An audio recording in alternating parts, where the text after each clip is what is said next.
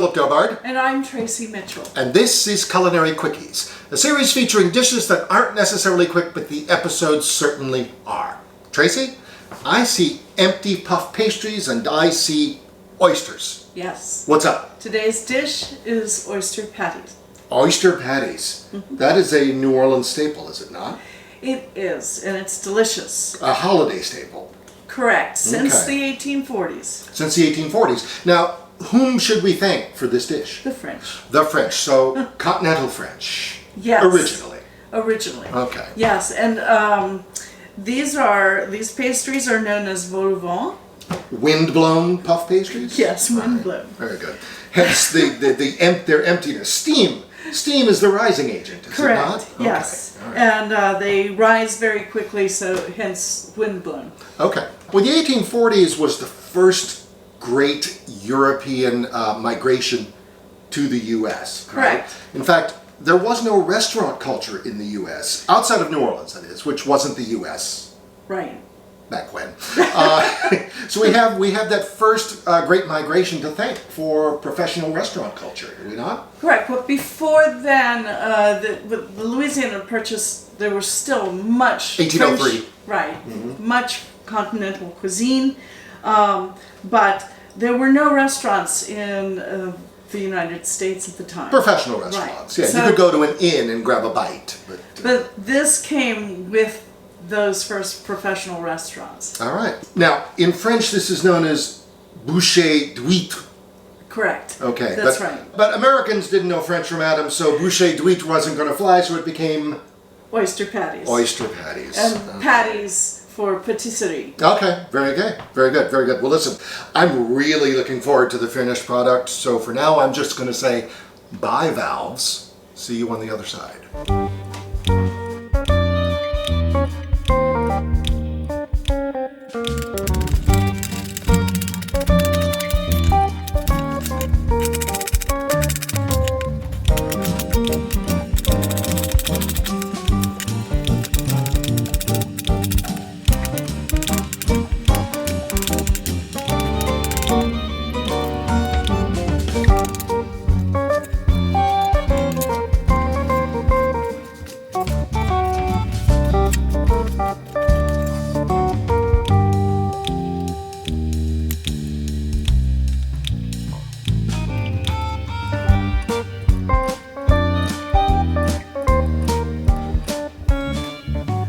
You may have been wondering why I was cutting my oysters with a pair of scissors. I don't want to lose any of the liquid from the oysters. We're going to be using that liquid to create the roux, or the base of the stew.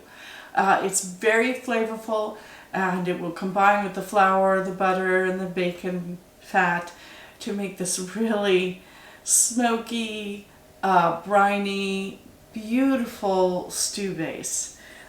Before we did that, I need to strain these oysters, so I'm going to strain the liquid or liquor from the oysters. We're going to be adding them at the end of the process because you don't want to overcook them and make them chewy.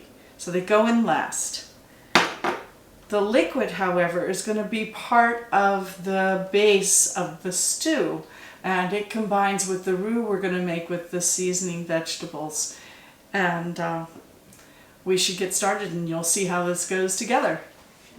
We're ready to start assembling the stew, or in this case, oyster patty filling.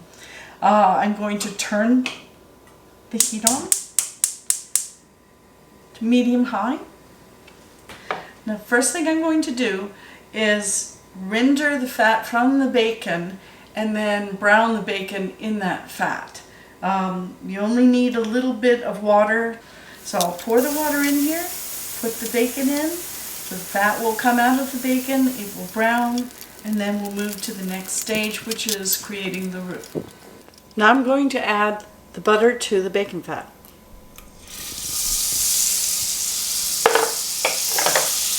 Turn the heat down to low because we don't want to brown the butter.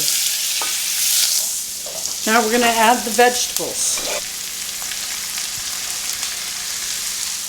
So the seasonings are very aromatic now. They're taking on a little bit of color, and the onions have turned translucent. So we're going to add more of our seasonings, our vegetable seasonings.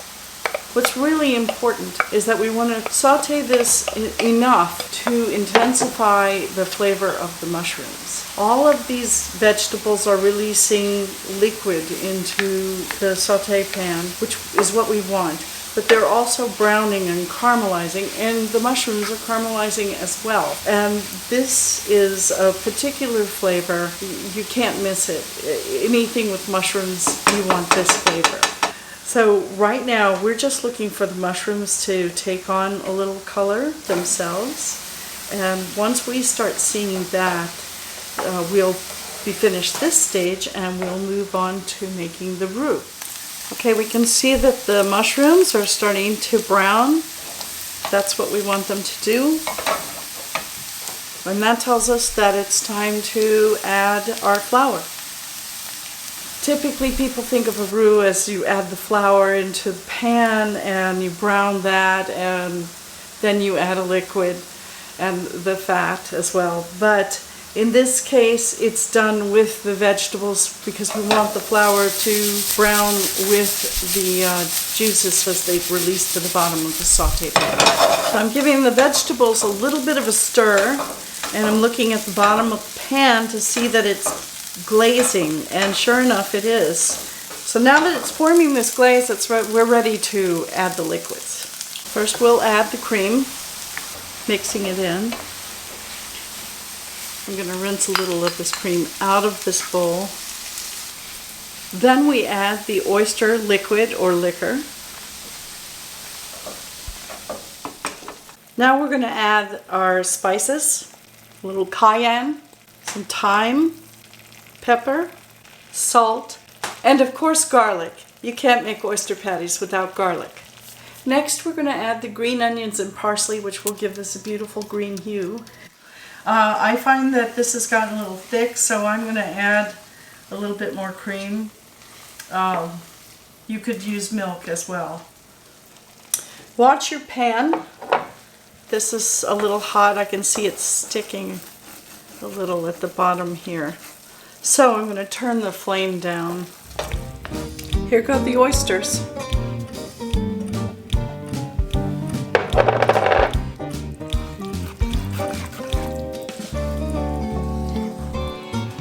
Bacon and a little bit of lemon.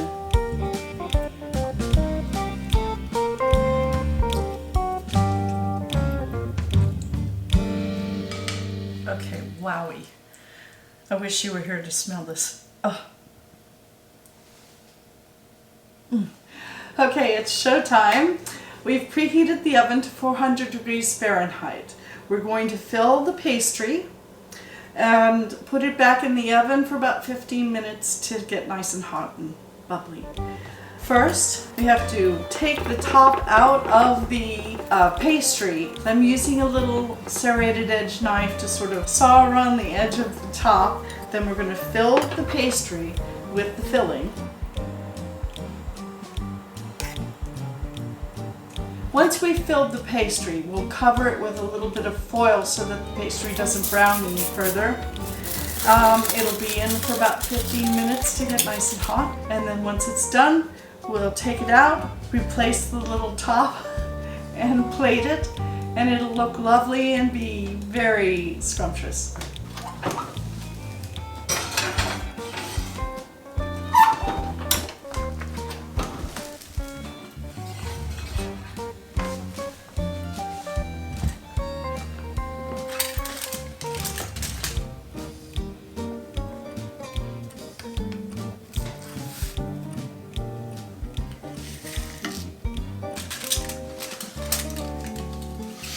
Aw, shucks. You made an oyster patty. You are really rolling with the dad jokes, aren't you? I'm a dad. Go figure. All right. So this is gorgeous. This is the bouchée d'huître, or Yes. oyster patty. Oyster patty, yes. Shall I Yes. get in on that? Dig okay. in. All right. Very good. Approaching an oyster patty. I'm taking this approach.